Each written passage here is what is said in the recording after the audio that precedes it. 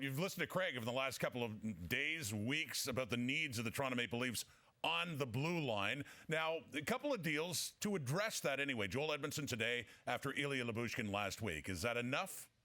Can I just add something? It might be months, years I've been talking about okay, the blue line. So when you add Joel Edmundson and you add Ilya Lyubushkin, what you're doing is you're adding some competitive players into your group, players that, when you're looking at strengthening your team and strengthening your blue line, they're nice additions, and there's nothing negative about adding those players. But the problem for the Toronto Maple Leafs is that what's in front of them? Arguably they have a top pair defenseman in Morgan Riley. I don't think he's a number one defenseman, so you got a number two. After that, I don't think they have second pair defensemen. I think they have a whole bunch of maybe a 4, a 4.5, and a lot of bottom pair defensemen. When you think about adding to your blue line, you want to strengthen it. What's behind there? So what Brad Treliving is doing, adding some players. He can say, okay, my cap space or what the price is to be paid. But now what you're doing is you're already weak there. And there's no real significant, what I would call like backbone spine on that blue line. And so you add a little bit, you add some competitiveness in Edmundson and Ilya Lyubushkin. I still think their greatest weakness, their greatest glaring need, where it's been that way for a long time now, is on the blue line. And there was opportunities there for Brad Treliving to do it. He wasn't ready to pay a price. It doesn't sound like he's ready to pay a price for David Savard. David Savard, to me, would be the ideal player to come in there, right shot, weighty, heavy. And I would just suggest this. When the Tampa Bay Lightning went and got him, they weren't worried about the price. They were worried about not getting him and paying a bigger price, not being able to compete for a Stanley Cup. Especially the way this team is set up right now, especially up front with their superstar power. You say, pay the price. Get David Savard if you can. Or somebody like that. I mean, Tanef's off the board.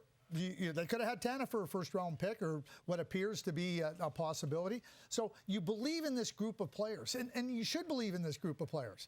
Well, give them some help. Give them some support around them to really address an area that would bolster the lineup and bolster a key area of their team going into the playoffs. David Savard would be one of those players that would absolutely do that. Okay. I want to ask you about a couple other players. The insider's talking about him as well, Jake Guentzel, at the top of the trade bait board. What's your hunch as how this might play out with Guentzel? Well, I don't know where he'll go or whatnot. I mean, Kyle Dubas has to get younger prospects, draft picks into a system. That's what he has to do. There's no other way for Kyle Dubas. So, you understand that, like, okay, you're going to start with a higher ask. You're going to start to say we need this and we need that. And then you hear about teams dropping out. Then you hear about teams coming back into the mix. Well, the reason teams are coming back into the mix is because Kyle Dubas is understanding I'm not going to get what I'm asking for. Bottom line is the process for the Pittsburgh Penguins has to move forward. And moving forward means you got an unrestricted free agent, you got a really good player in Jake Guentzel. Be reasonable in what you're doing. Greg Conroy did that. Greg Conroy did that once, twice, 3, 4 times. And that's what Kyle Dubas has to do with Jake Guentzel. Get this team with some draft picks. They don't have a first-round pick this year if it's not bottom 10. It's top 10 protected. San Jose has it. So imagine you don't have a first-round pick this year, and you're missing the playoffs, and you need youth in your lineup.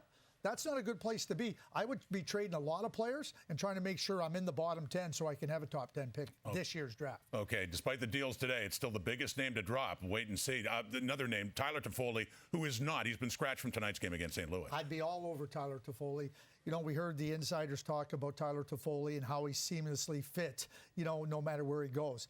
Tyler Toffoli doesn't just score. Tyler Toffoli's an excellent two-way player. He can kill penalties. He's a proven playoff performer. So to me, and that also changes the calculation for Kyle Dubas. Because now you've got competition, and now teams are going, well, you want to ask that much for Guentzel? I'm going to go to Toffoli. And he to me, that's a player, and both of those players are really good. Both of those players are players that I want. But certainly, more players into the mix means that there's more competition. Maybe Kyle Dubas or Tom Fitzgerald have to wait till one falls. And maybe they can get a little bit more than they thought. It's interesting. For all the things that happened, still a lot of questions out there between now and 3 o'clock Eastern Time tomorrow afternoon. Craig Button, our Director of Scouting,